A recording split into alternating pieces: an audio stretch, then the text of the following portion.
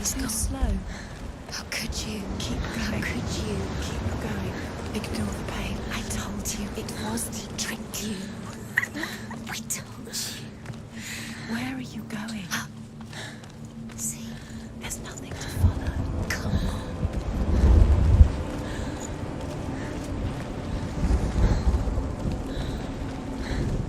There it is. You're imagining this. It's Dillion. Go towards it. Quick, go, run. Come on. Before he disappears. Go, go, go. Ow.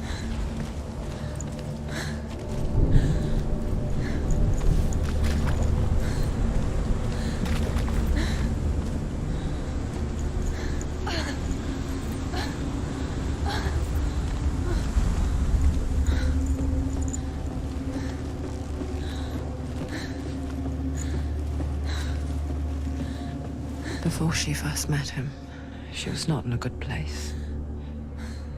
Just a teenager, not like the others.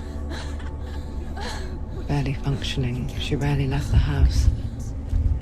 Her father, Zinbal, made sure of that. Only occasionally did she venture out on her own, collecting firewood and herbs. Errands out in the Orkney plains. That was her world. Like this one.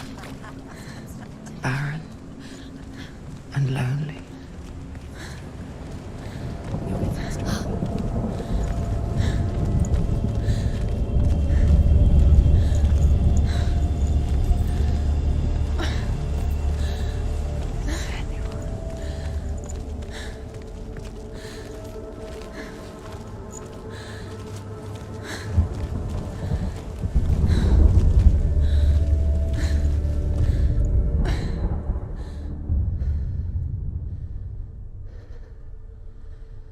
Senua, there will be times that you will feel alone and exhausted, like a strange little fish swimming against the tides of the big ocean.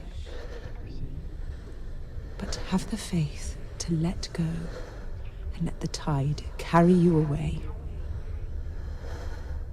Because the whole ocean is your home, and it does not ask you to swim against it.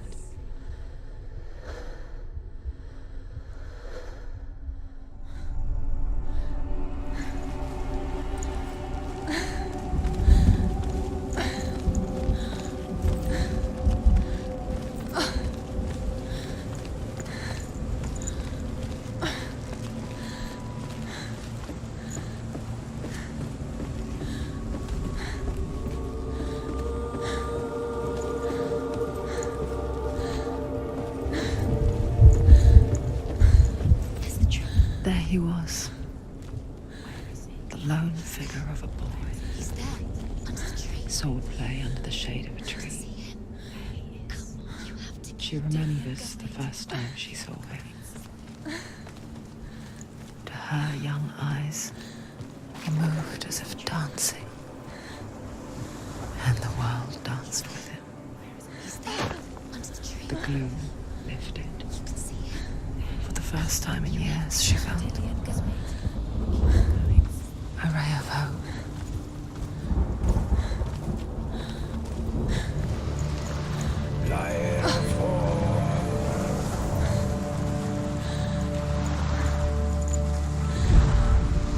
The Northmen tell of a great hero. His name is Sigmund. His father's hall was built around a great tree, and one day, Odin comes and thrusts a sword into the tree, a gift to whomever can release it. Many try, but the sword only comes out at Sigmund's touch. His brother-in-law, King Siggeir, wants it, but Sigmund refuses it, so King Siggeir plots revenge. He invites Sigmund and his brothers to a feast, but when they arrive, they are met with an army, not a warm welcome. King Siggeir captures Sigmund and his brothers, steals his coveted sword, and readies them for execution.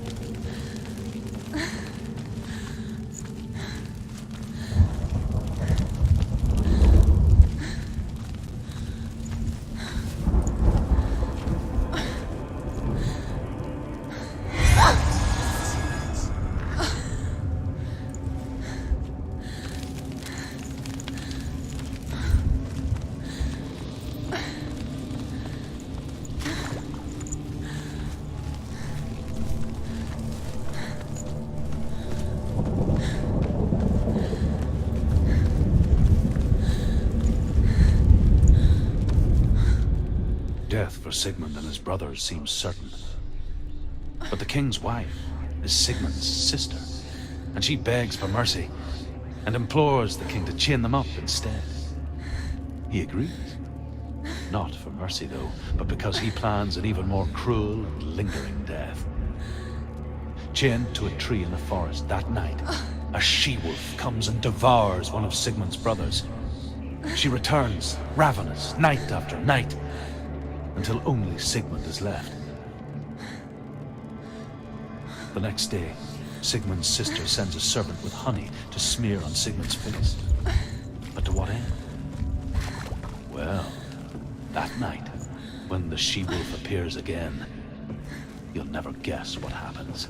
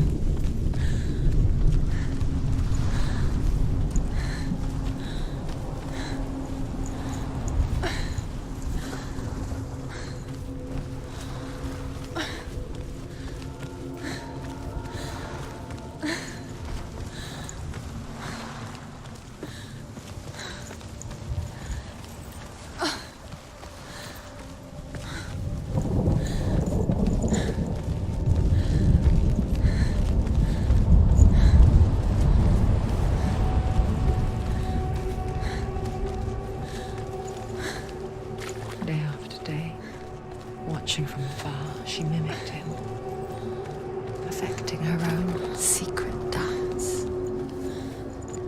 wishing those fleeting moments of light would stretch out to last forever.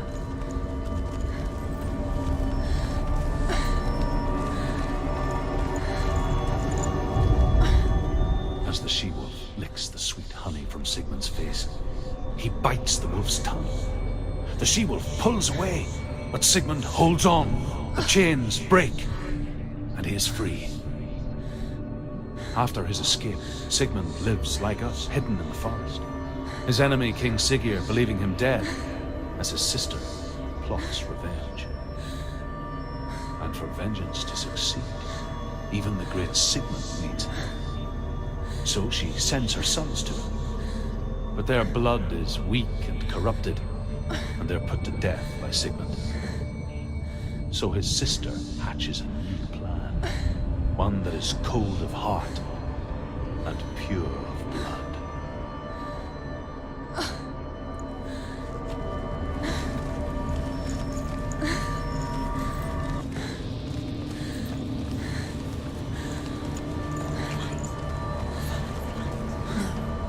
It's a trick. It's an illusion. It's not real. But you really believe it. You want to believe it's real, but it's a trick. You're deluded. Where are you going? Where is she going? What is she following? You can't even fight. It's just a deception. How does he so effortlessly court the world and bliss? If only she could do the same. See the world through eyes anew and dance with it, just like he does.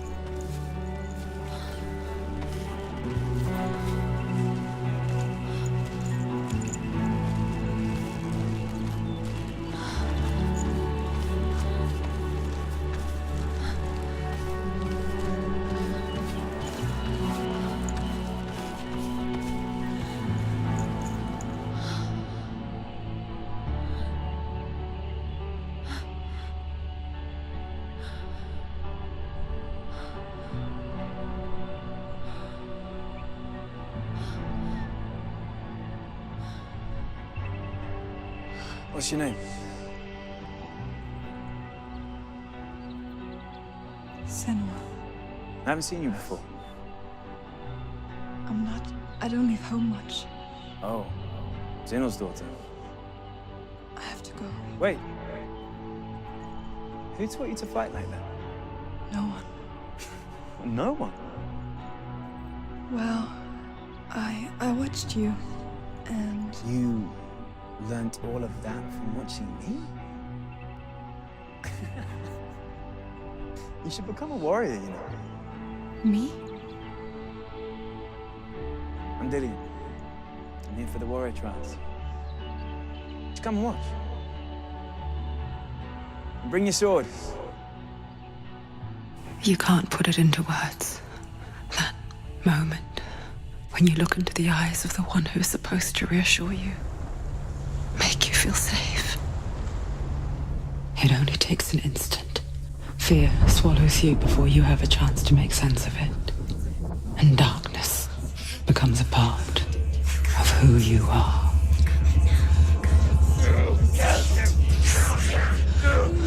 But her world changed the day the Northmen took him from her. Senua knows that there's no going back to how things were. That there's nothing to go back to at all. Stay still, stay quiet, hide, don't tell her. Their gods can see into your mind. They will use this power to destroy you. They won't stop me. I can still feel him. Whatever's left of him, they will never let him go. I'm not gonna let him rot here. You're the one rotting here. Leave me alone. You will die here. No. And all your suffering will have been for nothing.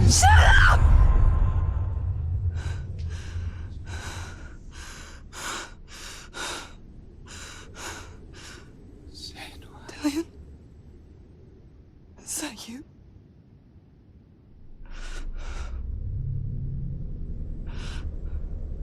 I'll find you, my love.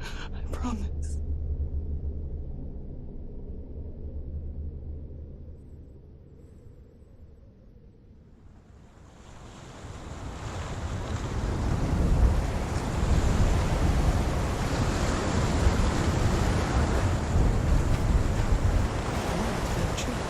Can you see him?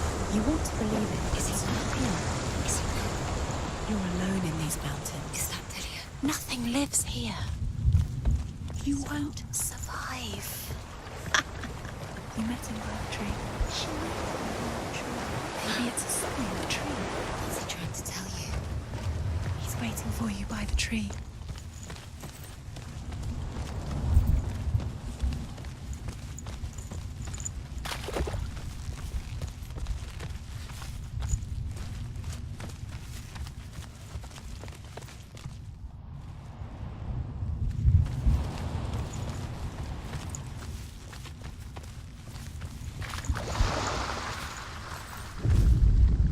Sigmund's sister trades shapes with a sorceress, and in disguise, she lies with her own brother.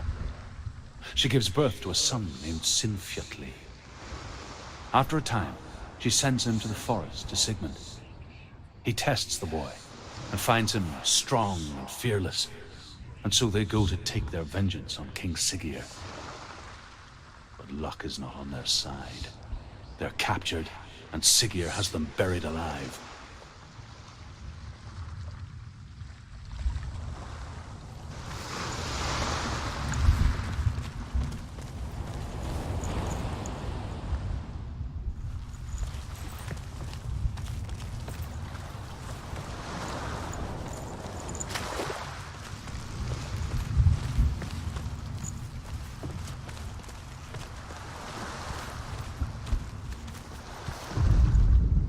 As Sigmund and Sinfjotli are being buried alive, Sigmund's sister throws an armful of straw into the grave mound.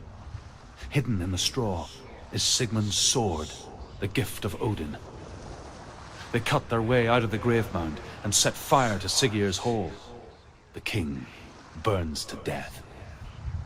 Sigmund calls to his sister to come out so that she may live and be honored. She does come out, but only to tell him the truth. That she had slept with him, her brother, to beget a strong avenger. I am not fit to live, she says, and walks back into the fire. Strike vengeance from your heart, Senua, as there is always a heavy price to pay.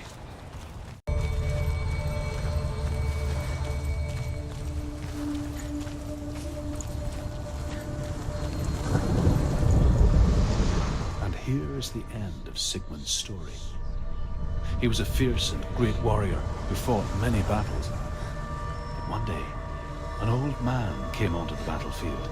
Although shadowed by a hood, Sigmund saw that he only had one eye. The man raised his spear, and Sigmund struck at it with his sword, but the sword shattered into pieces.